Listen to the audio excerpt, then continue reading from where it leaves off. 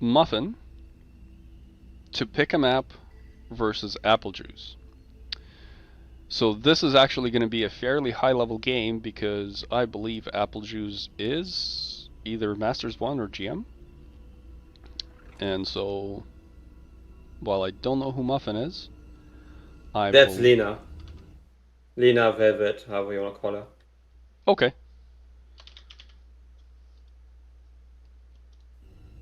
And we have our next map. It is going to be Data C. And we're gonna see, we're gonna confirm the races.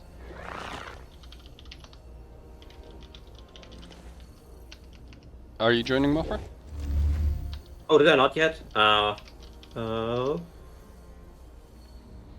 Okay, yeah, I'm joining. So this is played on NA as well? Yes, because I believe AppleJuice is going to be is joining us from Singapore, so it's easier for him to play on NA, I believe. Yeah, I mean, Velvet is German. So according to Wikipedia, the map is slightly Terran favored. And we're gonna see what exactly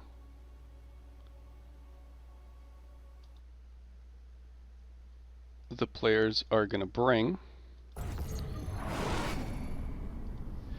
And in the top right corner, playing with teal Terran pieces, we have AppleJuice representing Clan PigPan. In the bottom left corner, with red Protoss probes, it is Velvet. Or Muffin. I'm confused. Too many names. I know at least that Velvet is a huge disruptor enjoyer, so we might see a bunch of those in this game. But let's see if what the opening will be. Well, fairly standard from both sides so far. No early gas. I don't think there's not going to be a second gas before expansion either. Protoss is walling off the Reaper ledge, which on this map is fairly easy to do. We have a probe trolling for early SCV shenanigans. This is a good probe to send out to check for anti-bay blocks or bunkers building behind your mineral line, which is very annoying as a Protoss to deal with. Probe on the other side of the map is getting a full scout. Let's see if he should hang around and block the command center placement. Indeed he does. But the command center goes down with little to no delay. Yeah, 2 to 3 seconds delay. Yeah, maybe a few seconds. And the probe is going back. This is interesting. The Reaper doesn't hang around. The Reaper is starting to go across the map immediately. There's a bunker. Oh no, the probe actually goes back into the base. Wow, this is unusual. The Reaper finds an opening in the ledge that was left. The Cybercore should be on the other side of the pylon for the proper block. Finds a probe, and there's a bunker built behind the mineral line. And no second gateway unit started yet, so this bunker will be. This bunker a while to deal with. This bunker will be extremely annoying, and the Reaper goes back into the mineral line to harass. The Reaper gets 2 shots, so now we're gonna have about 30 more seconds of Reaper harassing this mineral line. But here's the key: you should be rallying all your probes that are produced into your main mineral line, since from the moment your mineral line is saturated at 16 probes, all the way up until the mineral line is saturated to 24 probes, you're almost losing no mining compared to, because at this point, AppleJuice could target the probes, and the probe mining on this mineral patch is too far away from the battery, so he might, as we see, so you lose a probe. So in that scenario, rallying the probes to your mineral line is way better than losing a probe. Right, we see on the other side that AppleJuice messed up the macro quite a lot. Did not start Stim in Combat Shield yet. I believe if he had done this completely correctly, Lena would have been in huge trouble. It might still be, but I think there's a way better chance now for the Protoss to hold the 3 Rex than before.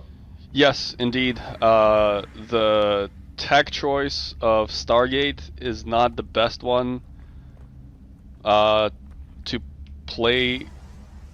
It's not the best choice to defend 3 racks with Stargate. We have a Robo starting up and 2 more gateways. The challenge with this is that we have a tech structure that is not producing. Even I believe that if you started the Stargate, you can still defend 3 gate with, if you have enough Phoenixes to lift a number of Marines. But if you only have 2 Phoenixes and you're not making them anymore, you will have trouble because you simply won't have enough units to defend. And the Immortal is an interesting touch, but it's just not going to be enough. We only have 1 pylon powering our natural battery. That can go down very easily. We don't have a battery on our 3rd. Yeah, as one can see, if this push was on time and hit before the 5-minute mark, the game would have ended by now. The battery would have died. But this push still looks scary, despite the miss on timing.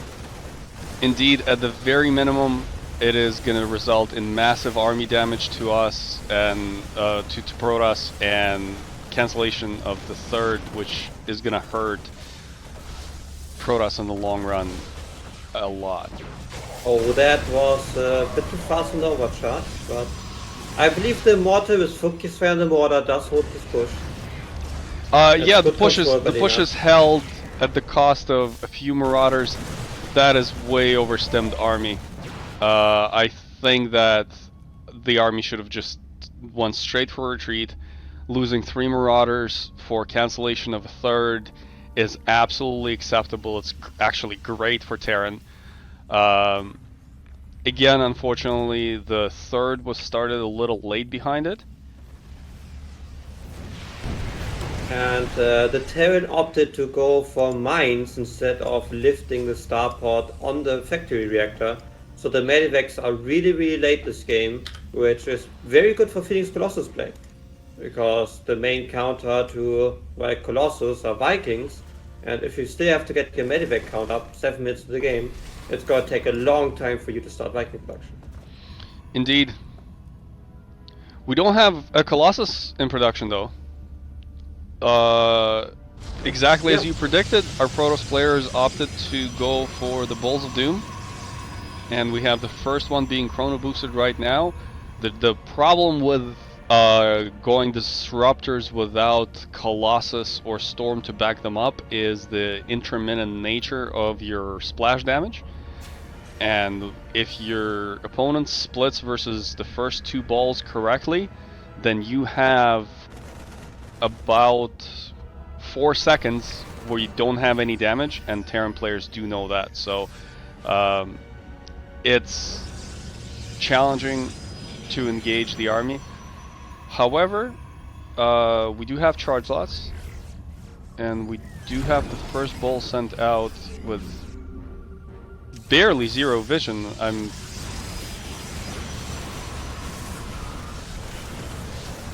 Oh, how will the mines connect? AppleJuice was fairly quick on the pullback, so that disruptor hit didn't do anything. The first 2 mines hit only take out a couple of Zealots, and we have a depth scorpion. That is interesting idea. The disruptor. Might have been a misclick. The first disruptor ball is launched from way too far. The second disruptor bolt does not connect at all, and that's what I was saying. So right now the Terran army can engage without any fear of AoE for a few seconds until the disruptors recharge. The third disruptor joins the fray. We have non-stop production of disruptors at this point. +1 is halfway done for Protoss. AppleJuice makes a 4cc on location. Very confident. That disruptor bolt connected incredibly well with the center mass of the Terran army, giving. Okay, mine drop in the main. Mine drop in the main. Let's see how. It's happening right now. Go to the main. Go to the main. Oh, that's gonna be 6 probes going down to 2 mines. That is and we save 1 mine. That is a very good mine drop. The Phoenix are gonna clean up the medevac. And the 4cc on location turns out to be too confident. Well, I don't think maybe that the not. 4 zealots are gonna. Cancelled. I don't think it's gonna get cancelled. I think it's just gonna get slightly delayed by zealots killing. Very close, very close. Oh, it almost does died. get cancelled. Barely cancelled. It does get cancelled. I believe if an SCV was pulled to build that right away with the army, it would have stood the chance because it would start gaining hit points. But yeah, I think at that point the cancellation was a good call. No, it did get cancelled. It did not get killed. Yeah, that's what I'm saying. That's what I'm saying. Like if you pull the SCV to continue building it, it gives you like that extra second of HP because it's gaining HP as you build it. I was responding to Twitch chat. Okay. Like you're probably right. Yeah. Okay. A lot of mines get killed by the disruptor. And 1 Colossus is out, but without range. Without range, it is going to end up with a dead 4th base. And do we have more disruptor balls? We should. But AppleJuice is sniping the disruptors. Can he snipe the Colossus though? This is a very that's a good split. That's a great split versus that disruptor ball. And more probes are going to go down. 12 probes and a base. That is a huge And the win. mines, he can, as long as the mines are alive, he has his position to fall back to. That is very nice. Exactly, and Velvet is losing quite a bit of his army, and we have a drop in the main that has to be responded to. The +2 is going to get cancelled. We have a recall, but with a very quick pickup in the medevacs. 2 Phoenixes are not going to be enough. But what a great disruptor. Unfortunately, AppleJuice splits against that disruptor fairly well.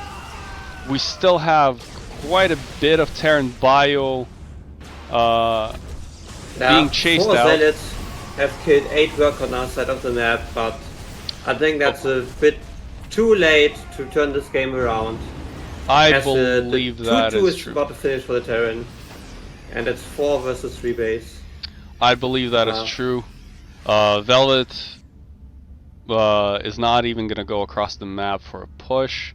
I think he's just posturing outside his base to make sure that that pesky Terran bio, at this point just like a special ops group, is cleaned up. And now we have a scenario where AppleJuice Reinforce is at home. He is attacking the 3rd. It's going to get a lot of damage done. Let's see, and we have a bunker cleaning up the zealots. I don't think this army has enough sustain to actually deal significant amount of damage to Terran at this point.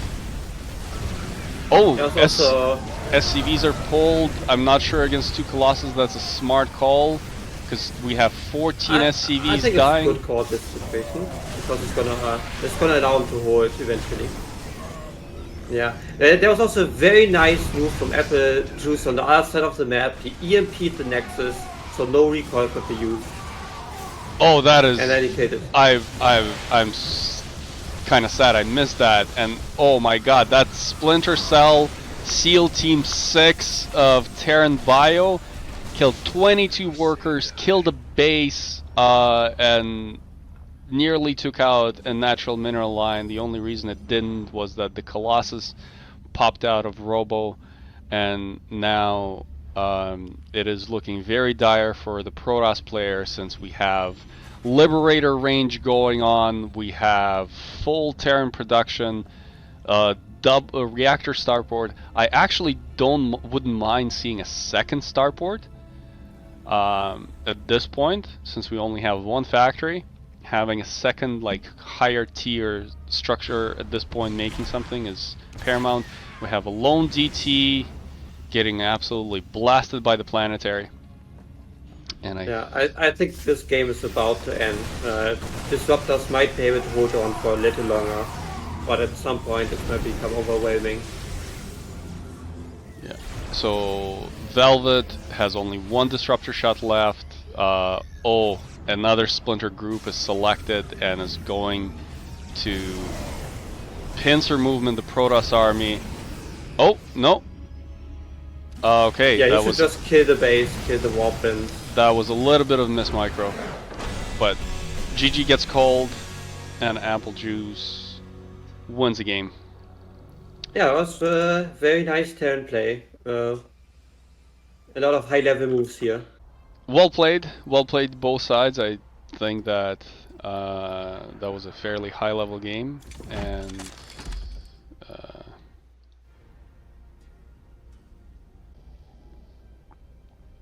yeah, I think that as a Protoss player, you're kind of always required to have at the very minimum 2 different types of AoE damage in your army. So you can combine, Colossus with Storm, or Storm Disruptor, or, although Storm Disruptor, I haven't seen that a lot, or even Storm Colossus. But it's if you only rely on one type of splash damage versus bio, it doesn't last you very long into the game. So almost as by the time you take your 4th, you want to have another splash damage tool in your arsenal. Ideally slightly more mobile. Yeah, I mean, a lot of Disruptor are fine, but there are also quite a bit of pro players that opt to also have Colossus or Storm in the army then as well.